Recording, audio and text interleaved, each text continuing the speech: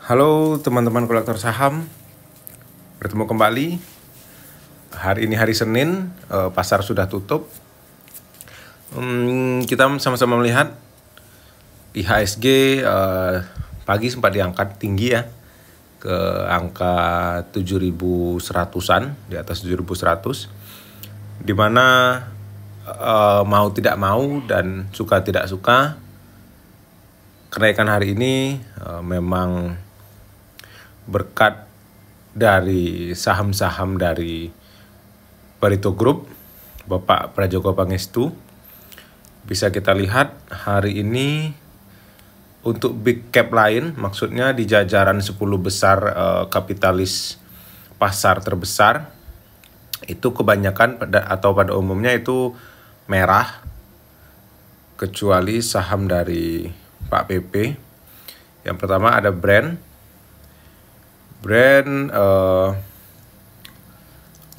hari ini transaksinya yaitu sekitar 1 T lebih ya yang terjadi. Lalu BRPT juga naik tinggi, tadi sempat ke 2.150 harganya, dengan total transaksi 1,3 T, lebih besar ya, hampir 1,4. Lalu ada Cuan juga besar, 1,5 T transaksinya pada hari ini. Dan Petrosi 1,4. Lalu TPIA setengah triliun ya, 500-an miliar. Ya, seperti yang pembukaan tadi, mau tidak mau, suka tidak suka, memang harus kita akui bahwa naiknya IHSG hari ini adalah karena saham-saham dari Barito Group. Kalau mau masih membantah ya, kita lihat Bank Mandiri bahkan turun sampai 5% hari ini, 5,6%. BBRI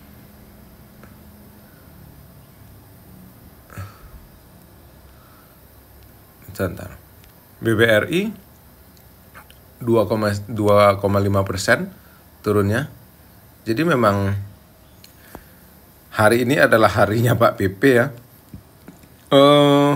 CDIA ini masih saya pegang dan bahkan saya ikut antri terus. Untuk besok juga saya udah pasang antrian 625 ya. Hari ini transaksinya hanya 1,1 miliar rupiah, dimana ini sangat kecil, bahkan jika hanya dibandingkan dengan nilai emisi ketika IPO itu 2,3 triliun ya. Bahkan jika kita akumulasikan dari hari pertama, ini belum sampai ke 100 miliar aja, belum sampai transaksinya ya. Atau bisa kita artikan bahwa pada umumnya atau hampir keseluruhannya underwriter-nya belum membuang barangnya. Hanya yang banyak menambah barang beberapa hari ini XL ya, sangat masif.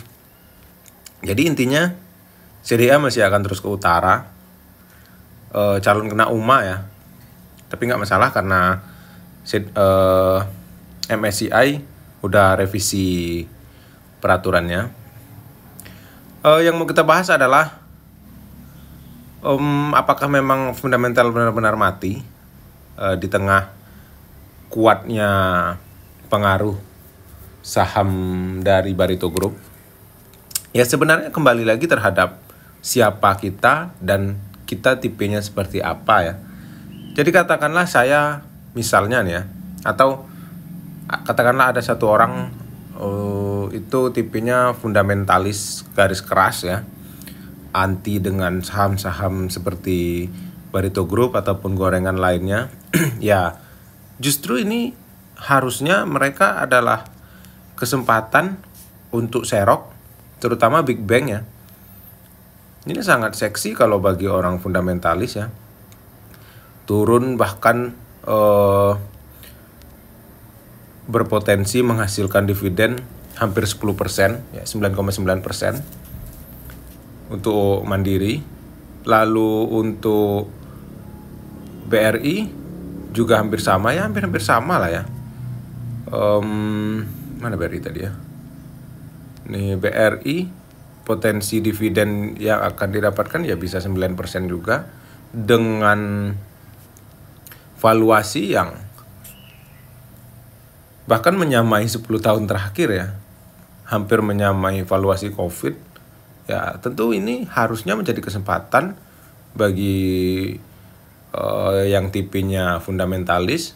Namun kalau saya, karena saya adalah tipe investor yang terbuka, untuk saat ini saya memang tidak berfokus terhadap saham-saham fundamental, walaupun memang ada beberapa saham fundamental yang masih saya pantau, tapi saya jujur agak menghindari saham-saham BUMN, karena ini pendapat pribadi ya. Jadi dengan pernyataan saya ini nanti saya tidak bisa disomasi ataupun apalah itu istilahnya ya. Karena ini adalah pendapat saya. Saya berhenti atau merasa salah satu kriteria saya untuk membeli satu saham itu sudah tercoreng dengan adanya atau sejak terciptanya Danantara dan manuver Danantara ke beberapa emiten, khususnya BUMN. Di sisi lain juga masih kentalnya atau makin kentalnya sisi politik yang mempengaruhi ke dalam jajaran direksi misalnya, ataupun pergantian direksi yang di apa ya namanya itu ya, diprakarsai oleh keputusan-keputusan politik. Jadi itu sudah mencoreng GCG bagi saya ya. Ini pendapat saya pribadi. Jadi tentang tata kelola bagi saya itu lebih tinggi tingkatannya dibanding sekedar perbandingan laba bersih, revenue dan lain-lain atau fundamental ya. Jadi nomor satu bagi saya adalah tata kelola. Ya jadi itulah yang membuat saya enggan untuk berinvestasi. Bahkan saya dalam lebih dari setahun terakhir, ya katakanlah setahun terakhir lah ya, semenjak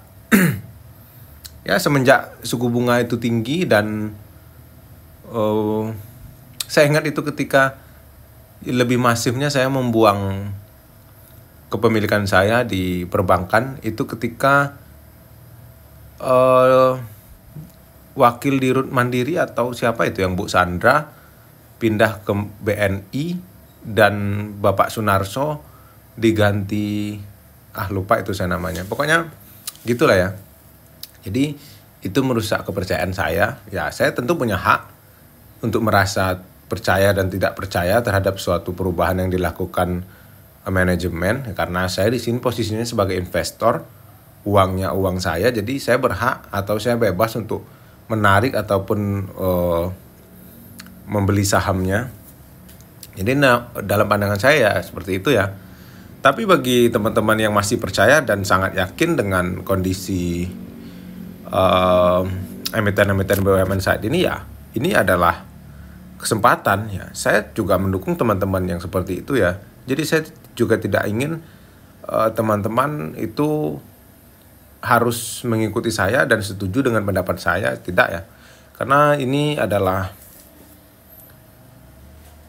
pure pendapat pribadi saya. Sampai hari ini memang saya udah tidak punya satu lembar pun saham BUMN. Terakhir itu saya cut loss bahkan ya BRI. Namun dengan posisi ketutup sama dividen yang terakhir, ya gitulah. Udah sejak bulan 3 atau bulan berapa itu. Dan yang memutuskan saya untuk stay saat ini di Bursa Saham Indonesia yaitu dengan masih adanya dan masih aktifnya Bapak Prajogo Pangestu mengelola saham-sahamnya dan ambisinya masih terus terbakar. Ya, saya mencoba memanfaatkan dan memaksimalkan kemampuan saya. Juga setelah ini masih ada kabarnya IPO selanjutnya. Jadi di lain sisi saya memang bersih-bersih saham BUMN, otomatis saya kebanjiran cash. Ya itu akan saya persiapkan untuk IPO selanjutnya, dan juga akan menambah beberapa posisi di saham-saham yang saya nilai akan berpotensi masih akan naik ya. Apa ya lagi ya? Ya seperti yang saat sekarang untuk saham Pak PP, sedikit tips bagi teman-teman. Ya ini hanya kembali ya, ini hanya pendapat. TPIA memang lumayan agak berat naiknya hari ini karena memang kita juga sadar timnya Pak PP hari ini terbagi ke dalam keseluruhan saham, jadi tidak ada fokus ke dalam satu saham. Jadi ketika tidak semuanya naiknya berbarengan, ya itu hal wajar ya, karena tentu semuanya ada batasnya. Anggaran untuk menggoreng saham hari ini juga mungkin ada batasnya, jadi kita harus paham. CDIA ya masih menarik ya. Pokoknya kalau teman-teman penasaran tentang apa yang akan saya lakukan di CDIA, ya seperti video-video sebelumnya masih belum berubah. Saya masih akan antri di bawah 700.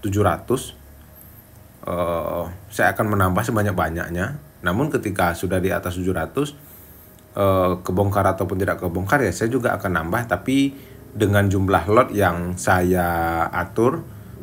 Money management juga sangat penting ya. Untuk target masih sama, belum saya revisi karena ini masih tebal, masih akan naik terus walaupun sampai UMA akan diterabas ya, karena peraturan MSCI sudah tidak mempermasalahkan tentang UMA dan label lain-lain.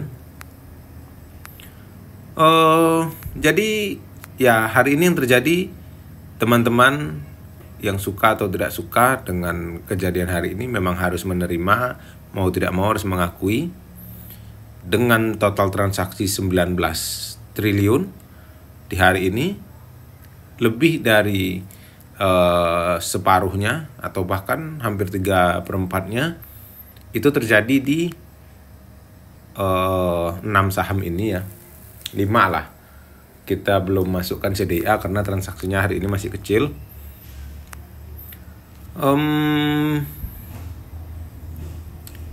Jadi apa isinya video kali ini gitu ya? Apa ya? Saya cuma ingin mengingatkan kepada teman-teman bahwa tetaplah menjadi diri sendiri. Entah itu teman-teman adalah value investing, dividend investing, ataupun pecinta gorengan, teknikal dan lain-lain, apapun itu, tetaplah menjadi diri sendiri dengan tidak menghujat pilihan jalan investor lain, karena setiap kita adalah berbeda. Tetaplah positif, dan yang terjadi setiap hari adalah kebaikan gitu ya. Jadi jangan pernah menghujat apapun. Untuk tentang tarif Trump ya, saya no comment karena saya tidak terlalu merasakan, karena saya tidak berada di lingkungan emiten-emiten yang terdampak ataupun yang bisa kena sentimen tersebut. Jadi Pak PP nggak kenal sama Trump ya, nggak kenal sama efek-efek Trump. Tetaplah menjadi diri sendiri. Lakukan apa yang harus Anda lakukan sesuai planning yang Anda buat di awal. Jangan terpengaruh oleh orang lain. Itu saja ya. Apabila teman-teman ada ingin yang ditanyakan ataupun saya ada kesalahan pengucapan, ya silakan komentar, dan saya sangat terbuka untuk kritikan karena saya juga tidak merasa benar. Saya juga investor sama seperti teman-teman semua. Terima kasih sudah menonton video ini ya, walaupun terkesan kosong ya. Sampai bertemu di video selanjutnya.